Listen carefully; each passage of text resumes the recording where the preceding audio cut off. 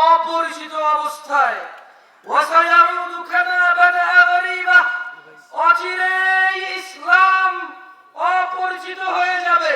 খুব শীঘ্রই কাছাকাছি অল্প কিছুতেই ইসলাম আবার অপরিচিত হয়ে যাবে। একটু ইউরোপ আমেরিকায় যাও, চায়না জাপান যাও, জিজ্ঞেস করো না, তারপরে দেখবা শুধু ইসলাম না, ও কোন ধর্মই ছিল না।